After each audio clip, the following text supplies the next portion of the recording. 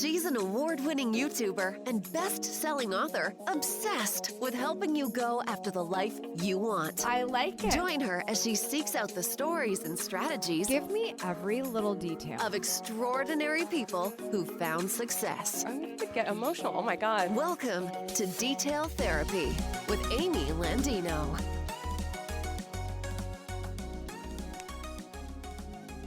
The lighting was perfect. I spoke eloquently. It was perfect, literally. And I sent it off, and then I showed it to a friend of mine, and her husband has his own show, so she's in the business, and she loves me, okay? So I showed it to her, and I'm like, she's totally gonna love this. And she watched it, and she said, I hate it. And I go, what do you mean you hate it? Like, I look perfect, I sound perfect. She's like, it's too perfect, it's not you. Like, everyone has their quirkiness, everyone has their individuality, and we wanna see authenticity. So, you know, when you're too perfect, no one can relate to you. Totally.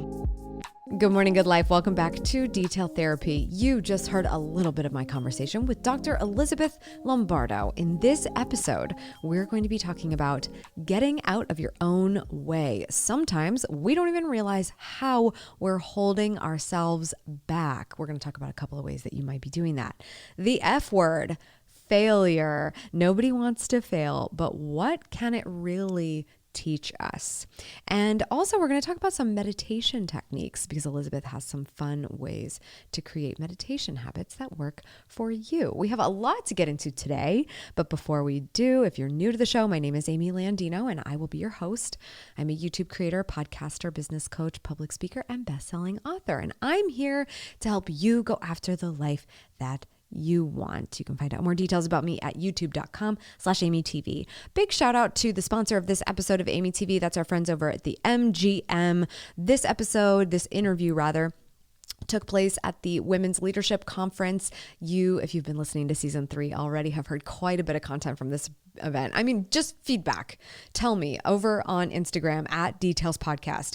Is it killer how amazing the women have been that we talked to there? I just can't believe every time I listen to another episode, not only am I like, oh my God, how did I fill my brain with that much stuff in the space of 2 days?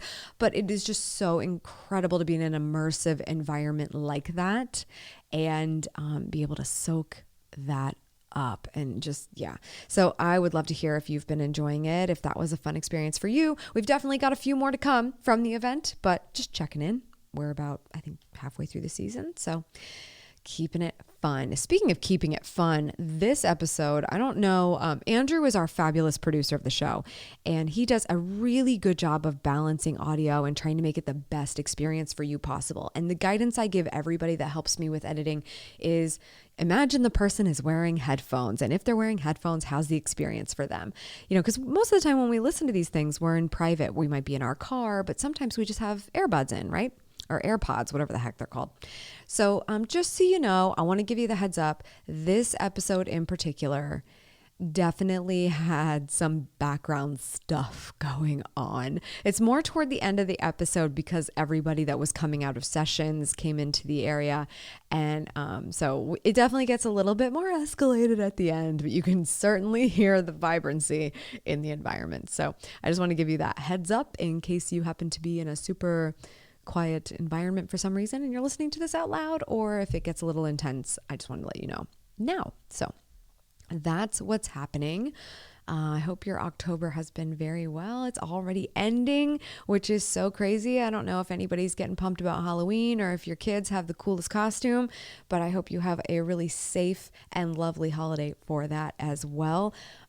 It's not really a time of year we're celebrating with my family because we have reached a really actually tragic anniversary. And I just want you to know that I will be fairly disconnected this week, both being in an immersive environment with my sister. We're going to be attending a conference, which I'm very excited about. And then after that, really just focusing on family and connecting with each other as we remember my little brother. So if you don't hear from me a little bit this week, that's what's going on. But I'm still bringing the fire with the videos on Wednesdays and Sundays. And of course, your podcasts on Tuesdays. So thank you so much for tuning in. We are going to get right into this episode. So with that, let me tell you about my next guest. She teaches time-tested, research-supported skills to help you create the life that you truly want. She's been featured as a guest expert speaker all over the world, including television appearances on the Today Show, Dr. Oz, and the Steve Harvey Show. She's also been featured in the Wall Street Journal, Forbes, and Better Homes and Gardens. So Elizabeth, let's get into it. Dr. Elizabeth Lombardo, welcome to the show. Thanks for having me. Why do you do what you do? Why do I do what I do? In my experience, so my background is I'm a physical therapist, I'm a clinical psychologist, and I've worked with people literally around the globe. I've worked with people who have multiple homes and are homeless. I worked with people who are drug dealers and who are pharmaceutical sales reps. I've worked with a lot of people, and I have come to realize a few things. One, everyone is good in their core. We don't always act good. We aren't always consistent with who we are, but everyone is good and everyone has greatness within them. Our biggest obstacle to shining, our biggest obstacle to being who we are meant to be is ourselves. Oftentimes we have a tendency to blame it on the government or the economy or society, whatever, but really it's within us. And so what jazzes me up is to teach people the skills of how to literally get out of their own way, so that they can shine in whatever way that may be. I love that. I love that. And people are always in their own way, and sometimes they don't even realize it. How do they start to realize it? Do they need somebody like you to come into their life? Like, listen, you're really holding yourself up here. It's you. Not it's everyone not else. them. It's you. Yeah. Well, as a society, we tend to blame other people, right? And we have something that I call conditional self-worth. Okay, so this is kind of a big topic here, but conditional self-worth means I believe in myself if and only if certain conditions are met. And those conditions vary from person to person. So it could be, I believe in myself if I get 100 likes on my social media post, right? I believe in myself if I look a certain way. I believe in myself if people bow down to me.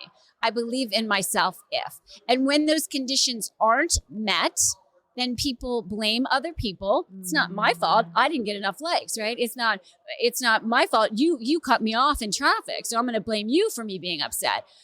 We blame other people as opposed to be empowered for ourselves and say, I can't change anyone but myself. But when we change what goes on up here in our minds, we can change everything that goes on out in the real world. That's so huge. I mean, do you also find that those people who maybe they're doing a little bit of blaming, but really taking a lot of blame on themselves, how do we get out of paralyzing ourselves from that? Because that seems like that would stop you even sooner. Like, oh, well, I'm not getting 100 likes, or I'm not getting this outside gratification that I need. So, but it's all my fault. So I might as well just give up. Yeah. So it can go to a place of disempowerment, helplessness, right? There's nothing I can do. And we know from the research in psychology that helplessness actually causes things like depression. Many moons ago, before I was even alive, there was a really seminal study looking at this concept of learned helplessness. And what they did was they probably couldn't do this anymore, but they randomly assigned dogs to 3 different groups.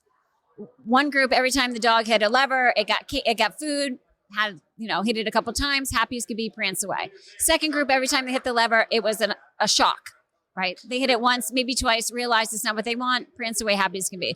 Third group, every time they hit the lever, sometimes they got food, sometimes they got a shock, but there's no rhyme or reason. And those dogs literally became depressed, such that they were in the corner lying down. If you put food in front of them, and if you've ever put food in front of a dog, you know it's going to eat it. It wouldn't even eat it. So that notion of learning that there's nothing I can do makes us become even bigger victims. So when we blame ourselves, we could go to helplessness, but the other end of the spectrum is empowerment. Okay, so what can I do? So instead of being stuck, it's going into that problem solving mode. What can I do to make things better? Oh my gosh, that's so huge. So you wrote a book about perfectionism, Better Than Perfect. And when I found this out, I was like, oh, cool. So we're just going to do a personal therapy session for Amy.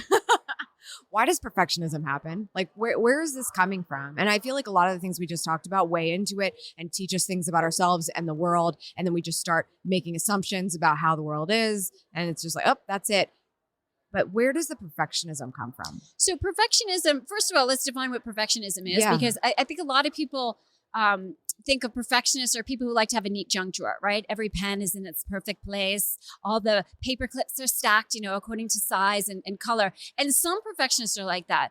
But really, perfectionism is a much broader term. It's an all or nothing mentality. Something's perfect or it's a failure, right? It's right or everything else is wrong.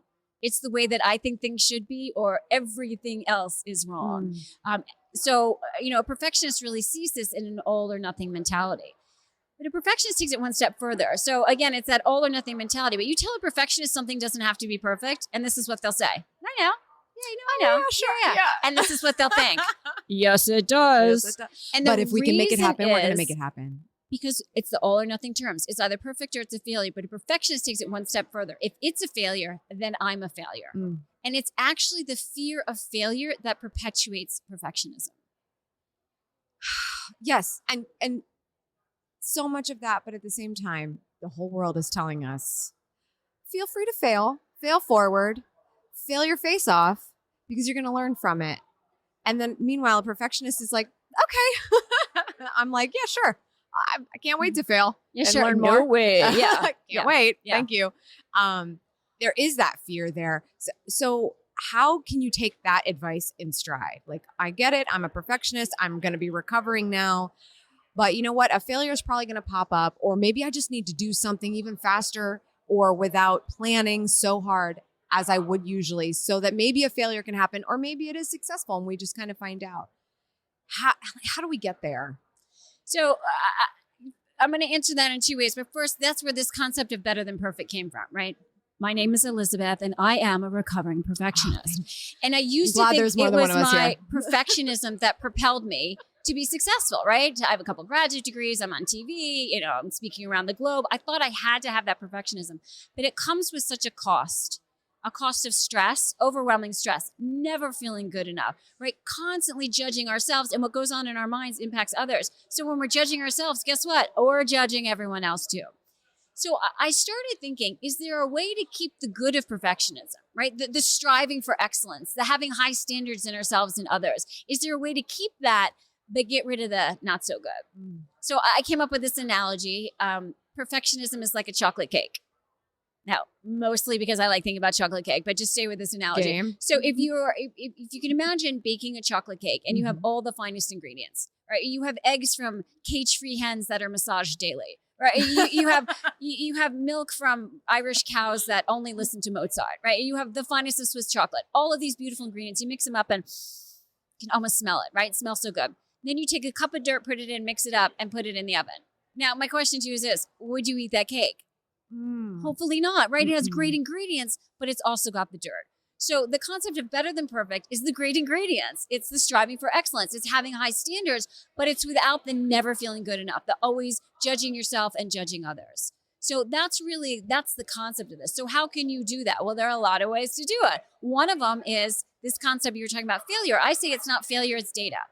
It's not failure, it's data. So if perhaps you can remember, if you had this experience when you were in school, maybe you took a chemistry class, and maybe in the chemistry class you had to put a couple potions together, or liquids together, and you're supposed to get some reaction. Well, if you don't get the reaction, very few people think, oh, I'm a loser, my life is over. You say, oh, maybe I need a little more of this. Maybe I need a little less of that. It's just data. It's just information that you can use. And so if we treat unexpected experiences like that, whether it's something that we don't get the outcome we want, or life throws us something, if we treat it more as a scientific experiment, let's figure out what we can do, as opposed to judging ourselves, then that really empowers us. Oh, wow. And you're definitely more of an interesting person too. If you can just like talk about, oh, so here's what I learned today, and not here's how I messed up the day, or here's how I failed the day. It's like, no, I learned that this just doesn't work. It's just not, we're not going to do it like that again, or we're going to do it slightly differently. And we didn't get it all. Dirt in the cake. Yeah, that pretty much. No one needs dirt in cake. No, I mean, that's not cool. And the thing to remember too is, okay, no one's perfect. We know that. But really, no one likes people who are perfect. I remember many moons ago, Oprah, when she finished her show, she was starting OWN, and she had a call for TV shows. And the TV show was, you were supposed to create your own show, and then it was going to be like a reality TV show to figure out who got the show. And I had just written a book on happiness, A Happy You, Your Ultimate Prescription for Happiness. And I'm like, I'm totally going to get the show. Oh my It's going to be called Happy Hour. Get it? Happy Hour. Yeah. I hired a crew. I had my hair and makeup done. I was wearing a bright pink St. John suit. I'm not sure why I thought it was a good idea, but I did. The lighting was perfect. I spoke eloquently. It was perfect, literally. And I sent it off. And then I showed it to a friend of mine, and her husband has his own show. So she's in the business and she loves me. Okay. So I showed it to her and I'm like, she's totally going to love this. And she watched it and she said, I hate it. And I go, what do you mean you hate it? Like, I look perfect. I sound perfect. She's like, it's too perfect. It's not you. Like, everyone has their quirkiness. Everyone has their individuality. And we want to see authenticity. So, you know, when you're too perfect, no one can relate to you. Totally. I have definitely gone through phases of that in my career.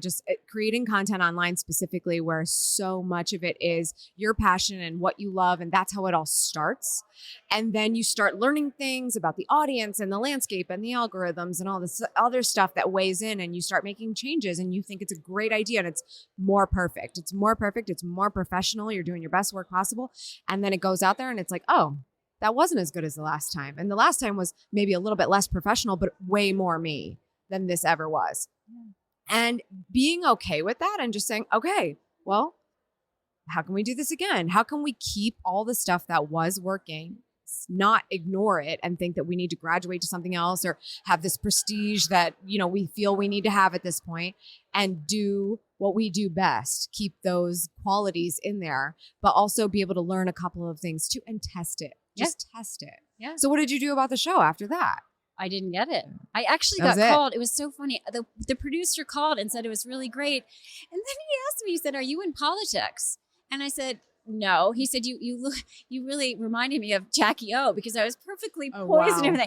They didn't want me. I was no fun. I was not interesting at all. But the concept of better than perfect is fun, because when you make a mistake, when you have an outcome that you don't want, you just say better than perfect. So if I'm on stage, for example, and my AV equipment doesn't work, some people might get stressed out. I'm like, better than perfect, right? You wake up late, but you got to get to your appointment on time. No time for a shower, hair up in a ponytail. It's better than perfect. So, you know, really embracing it. And I encourage people to do this with their friends and their colleagues. When something happens, just put it out there. It's better than perfect. It takes the stress off and it becomes more fun. That is a very fun tagline. It's a very fun phrase. Just like, okay, instead of saying like, this is what it is, or like, I just didn't feel like it, it's better than perfect. Better than perfect. So good, Dr. Lombardo. Thank you. I want to ask you about a few details of your day, if you don't mind. My day. Kind of like when you wake up, what time, and what's your morning routine like? Before we get into that part of my chat with Dr. Lombardo, this episode of Detail Therapy is brought to you by Shine Squad. So if you haven't heard already, we now have 4 levels of Shine Squad. So everywhere between $4 a month. Literally, you can get a daily podcast for $4 a month and a lot more as well.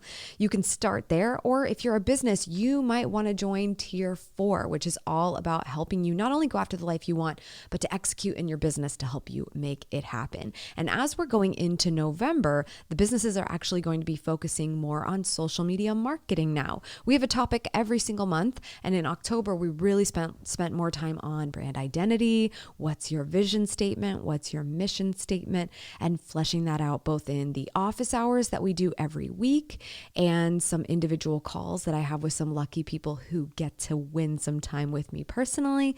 And then, of course, we do our live masterminds, which is where I get on video and I answer as many questions as possible from the community while you chat live with me. So we have a lot going on. It's great. The rest of Shine Squad has been kept in on the loop on how the book is going. So if you want to see more behind the scenes of the creation of Good Morning, Good Life, my next book that's coming out very soon, there is something for everyone in Shine Squad. So check out the levels and find what's right for you. That's all at patreon.com/AMYTV. That's patreon.com/AMYTV. I'll see you in the squad. All right, let's get back to it with Elizabeth. So I'm just going to admit it. I am embarrassingly a morning person.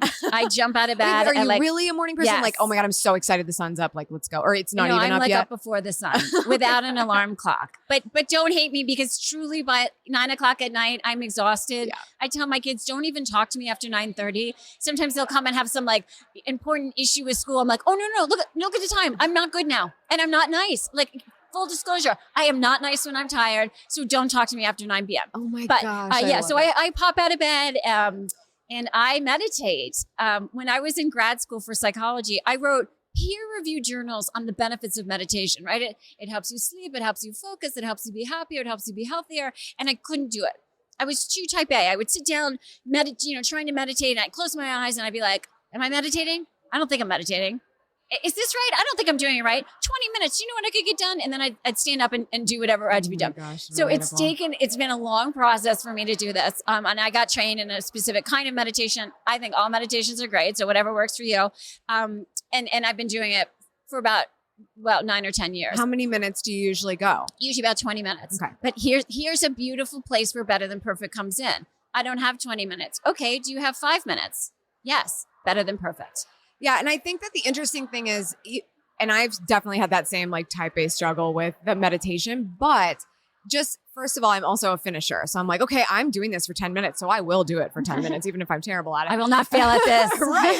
But even if you just had 1 minute, just this concept of allowing yourself to sit in silence, which is scary to a lot of people, because what happens when things are silent and you're trying to not have thoughts pop up. And it's like, what thoughts are going to pop up? But just trying it out, building up the time that you can do it and say, I am going to take some quiet time for myself because I can let the world be quiet around me. I don't have to have the TV blasting all the time and a million voices in my ears. I can take time to be quiet with myself. Yeah, I think that's important. And it's important to remember, if you're thinking about starting to meditate, no one's mind is quiet all during a meditation.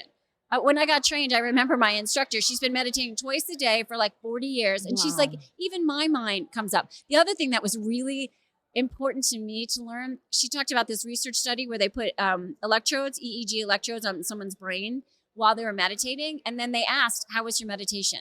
And even the people who said, oh, it was horrible, I was thinking about all these other things, even they got into a state of meditation. So even if it feels like I'm not doing anything, you are doing something. 5 deep breaths is better than nothing. It's better than perfect. So anything that you can do to incorporate that would be wonderful. So I'm a meditator and I also exercise. I call exercise my non-pharmacological Xanax. I don't know. I literally don't know what I would do without it. And before people start hating me that I exercise, please hear, when I was in high school, I used to say exercise was against my religion. Like, I literally hated it. I got to college. I was so fearful of the freshman 15 that I started exercising. And then I decided, not only am I going to exercise, but I'm going to like it. And because we can rewire our brains, I started, I found things that I like to do.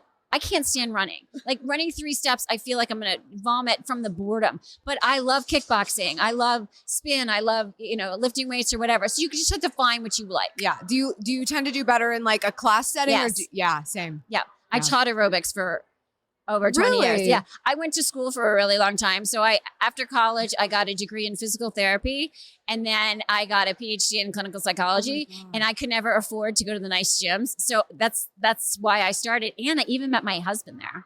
Oh my gosh. So it was very beneficial that I went. Yes.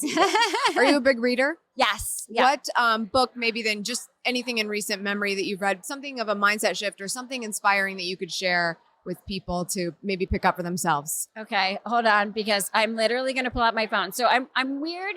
Well, do you listen mostly on Audible? So that's what I was going to say. I read fiction at night, every night before I go to bed. And I listen to nonfiction, like self-help books. I'm crazy about them. You know what? I heard someone say that the other day. They feel more engrossed in a book when it's fiction and they like to read the pages. Whereas with nonfiction, they like to listen to it, like when they're doing their makeup or when they're doing something. So I totally understand. I think I want to try that. Well, you know what else? I travel a lot for work, and I'm constantly waiting in line to get on a plane, or I'm in my car or whatever. And this is the one. And so I can be learning something. I can be, even if I'm stuck in traffic, instead of getting upset, I'm like, ooh, I'm learning something. Okay, so here's the one. Never split the difference. This is the first book that once I finished listening to it the first time, I literally started it again. So it's written by Chris Voss, and it's about, he's a hostage negotiator, which hopefully most of us don't have to do. But it really is a great way if you're trying to convince someone of something. in hopefully a very ethical way. It's a really great book. He has some great hints, great strategies, and just some interesting stories. Oh my God, I love that. I'm definitely going to look for that one. That's fantastic. Do you listen to any podcasts? I do, yes. Any favorites that you like to listen to? I love Super Soul Sunday. Such a good one. Yeah. Love that. Awesome. Okay, well, where can everybody follow you, pick up the book, learn about you? Because I'm going to ask you the final question when we get done, but we have to make sure we follow you first. That'd be great. Yes. So I'm new to Instagram, so help me out, please. Get her a follow, What am everybody. I? Oh gosh, I should know what I am. I think I'm Dr. E. Lombardo, but if you put in Dr. Elizabeth Lombardo on Insta, there you are. And every single day we're sharing, helpful hints. We're doing behind the scenes. So whenever I'm on TV or at stage, everyone likes to know, like, what does it look like behind? Share all that and just helpful hints on how to be an even better you. Awesome. In just a couple minutes, I'd like to challenge you to the secret show if you're up for it. Absolutely. You guys can listen to that over at Shine Squad. That's at patreon.com/AMYTV. Before we do that, I'll ask you my final question. What does it mean to you to go after the life that you want? What does it mean to me to go after the life that I want? I'm a big proponent of passion, purpose, and people. I call it the true success formula. And that is why we are here in this world. Passion is having the excitement, the positive energy. Purpose is what meaning do you have? And people is optimizing your relationships. We are all meant to do great things in this world. And it may be a great thing like raising a child. It may be a great thing like curing cancer or anything in between. When we live up to our greatness, to our potential, when we really apply those skills and invest that energy, everything changes. And it not only changes in ourselves, but it changes in everyone else, right? We all know people who are, drain your energy when you're with them. It's horrible. But when you are infectiously optimistic and positive and living a life of purpose, you impact everyone around you to do the same. Dr. Elizabeth Lombardo, welcome and thank you to the show. Thank you. Okay, let's catch some details from my chat with Dr. Lombardo. First, blaming yourself is on the opposite side of the spectrum from empowerment. You have to believe in yourself unconditionally if you want to be successful. Next, try meditating in a way that works for you. It doesn't have to be 20 minutes to be complete or to be your entirety of concentration. Your mind is going to wander. So just doing it for a little bit of time will help you. It doesn't have to be a full 20 minutes. I know everybody's giving us advice on what it should be or what they do, but do what works for you. Next, nobody can relate to perfection. Nobody. I mean, we all want it, at least a little bit, but we can't relate to it. So be authentic in everything that you do because that's what's going to draw people in. It's about reaching for higher level of acceptances of yourself. Be good with you. So much good stuff there. We will link to all things Elizabeth in the show notes so you can connect with her on her social. I know she's got a cool Instagram situation going on, so you're definitely going to want to check that out. And of course, everywhere else, including Dr. Elizabeth Lombardo, the website. So we'll link to all of that. Hey, do you love getting advice straight to your earbuds? I'd like to share some simple steps for living your best life every day. And this is with my free audio training with the 7 essential details for going after the life that you want. To receive this free audiogram, leave a review of the podcast and take a screenshot of it. You can send that screenshot to hello@detailspodcast.com with audiogram please in the subject line, and we will get that right over to you. No strings attached whatsoever.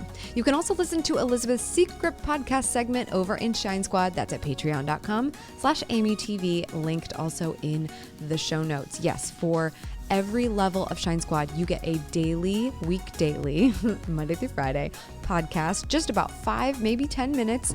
And on Tuesdays, we do the secret podcast with the detail therapy guest of the day. So tune into that every morning at patreon.com/AMYTV. That's all for today. Thank you so much for tuning in. I appreciate it as always. If you want to discover even more actionable details, head over to AMYTV, visiting youtube.com/AMYTV, or you can search for AMYTV in the YouTube app. Remember, subscribe for good vibes, kiss the ones you love, and go after the life that you want. Cheers.